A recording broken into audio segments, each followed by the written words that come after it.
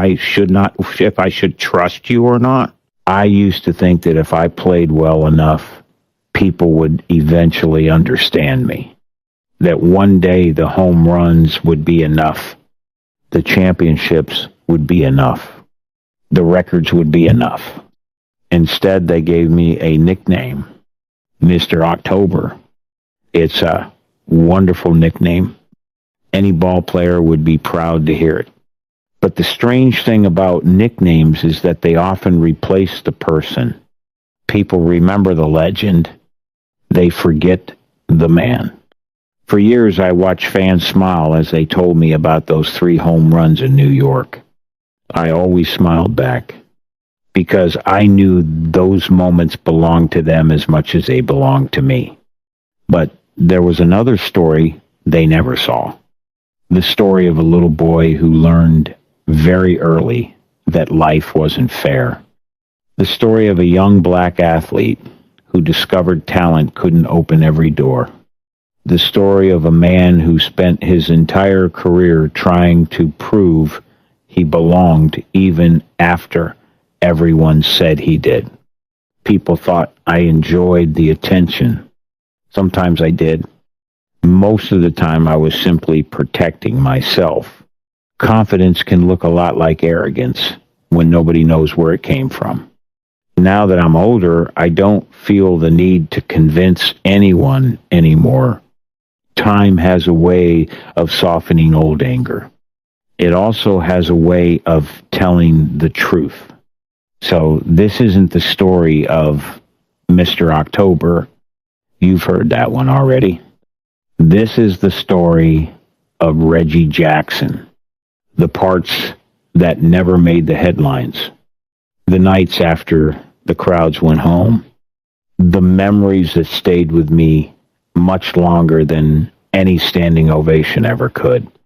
Because when I look back now, the biggest moments of my life weren't always the ones that happened under stadium lights. Some happened when nobody was watching. And those are the moments that made me the man I became. People like to imagine that athletes are born different, that somehow we arrive in the world already believing we'll become stars. I wasn't. I was just a kid trying to understand why my family had fallen apart. My parents separated when I was young. I stayed with my father. He wasn't the kind of man who talked about his feelings. He believed in hard work, responsibility, discipline. If something needed to be done, you did it. No excuse. Looking back, I know he loved me. He simply showed it differently. There weren't many hugs. There weren't long conversations. His way of caring was making sure I had a roof over my head and teaching me how to survive. Those lessons stayed with me. I learned not to complain, not to let people see me hurting, not to expect life to be fair. Maybe that's why so many people misunderstood me later. They saw confidence. What they didn't see was a little boy who had spent years convincing himself that showing weakness only made life harder. Growing up, I also knew I was different. My family was one of the few black families in our neighborhood. You notice things when you're young. You notice the looks. You notice when you aren't treated quite the same. Nobody had to explain racism to me. Life introduced me to it one moment at a time. Baseball became my escape. The field felt honest. If I hit the ball, nobody could argue with it. If I made the play, it counted. There were no opinions on the scoreboard, only results. That simplicity made me fall in love with the game. For the first time, I felt like I had control over my future. I believed that if I worked harder than everyone else, baseball would reward me. In many ways, it did. But I was about to learn that Even baseball couldn't protect me from the world outside the ballpark. The lesson came during my first years as a young professional. It's one I've never forgotten. When I was a young player, I believed the game was changing. More black players were reaching professional baseball. More fans were cheering for us. I thought that meant the hardest days were behind us. I was wrong. While playing in Birmingham, I found out very quickly that what happened on the field didn't matter once the game was over. Some of my teammates walked into restaurants without giving it a second thought. I couldn't. Some checked into hotels. I had to find somewhere else to sleep. Not because I had broken a rule. Not because I had done anything wrong. Simply because I was black. That kind of rejection stays with you. You don't forget the feeling of standing outside while everyone else walks in. You don't forget pretending it doesn't bother you. I was angry. Not the kind of anger that disappears after a night's sleep. The kind that quietly follows you for years. It changed the way I looked at people. It changed the way I carried myself. Later in my career, people would ask why I always seemed so confident, why I never backed down. The truth is, confidence became my shield. If the world was going to judge me before it knew me, then I wasn't going to apologize for believing in myself. Some people call that arrogance. Maybe from the outside it looked that way, but they never stood where I stood. They never felt those doors close. They never had to prove they belonged every single day. That's why baseball became more than a game to me.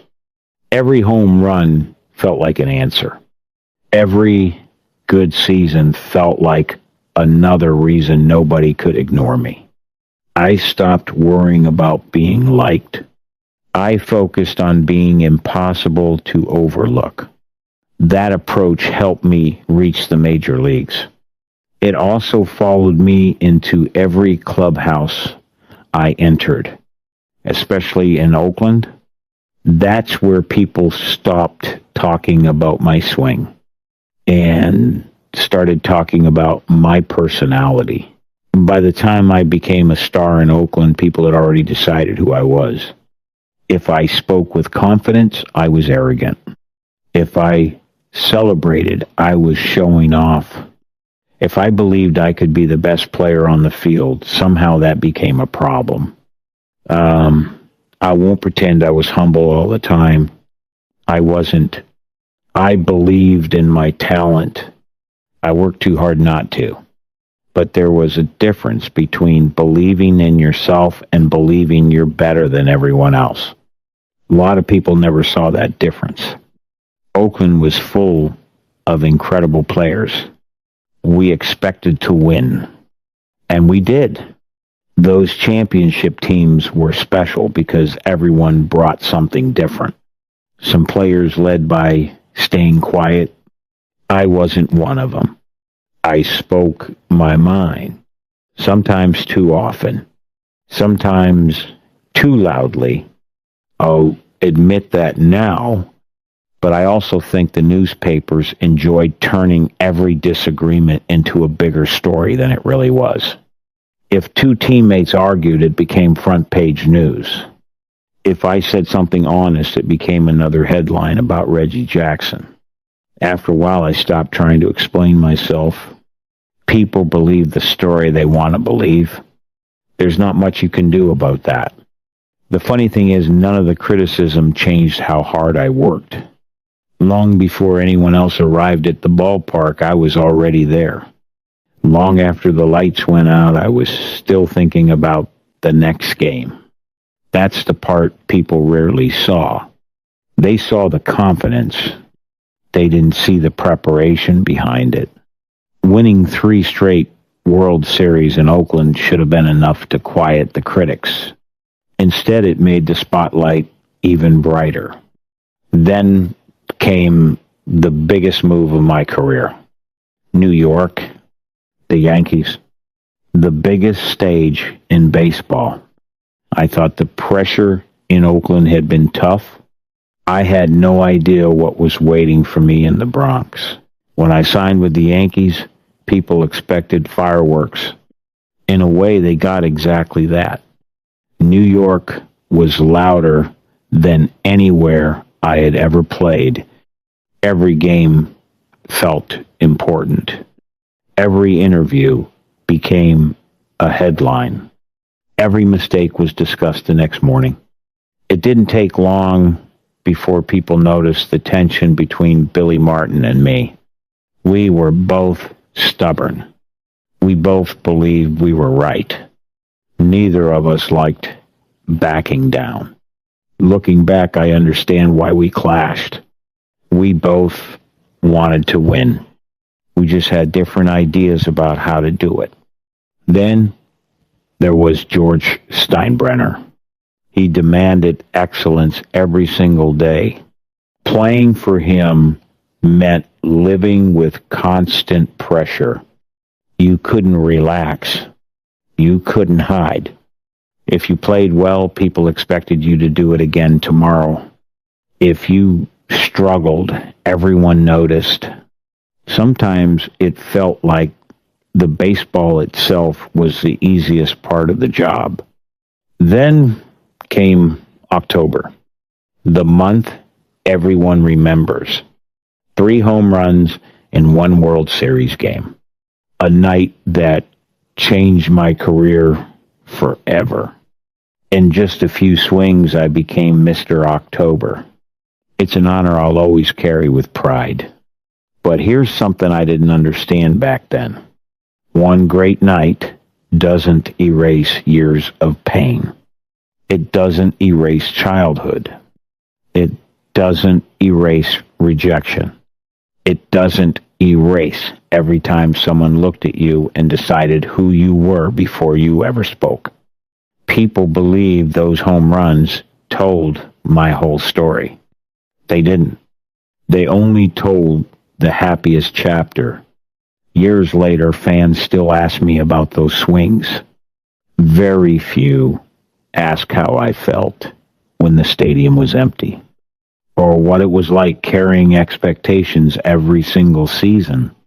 Success gave me everything I had dreamed about. It also gave me a reputation that became impossible to escape. To many people, I would always be Mr. October. But as I grew older, I found myself caring less about the nickname and more about whether anyone ever truly knew the man behind it. These days, I don't spend much time thinking about what people used to say about me. Life is too short for that. If someone still believes I was arrogant, they're free to believe it.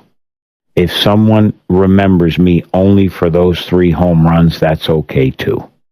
I'm grateful they remember me at all. Age teaches you that not every misunderstanding needs to be corrected. Sometimes you simply let people keep the version of you they've chosen. What matters is that you know the truth. The truth is, I wasn't trying to become famous. I was trying to belong. Everything I did on a baseball field came from that desire. Every swing, every celebration, every argument, every championship. I carried my childhood with me much longer than I realized. I carried every closed door, every insult, every moment someone doubted I deserved to be there. Baseball gave me a chance to answer those doubts, not with words, with results. When I look back now, I don't think about the trophies first. I think about my father. I think about the little boy who believed hard work could overcome almost anything. Most of the time it did. If I could say one thing to that young boy today, it would be this. You don't have to spend your whole life proving your worth. The people who matter will see it without being convinced. The people who don't never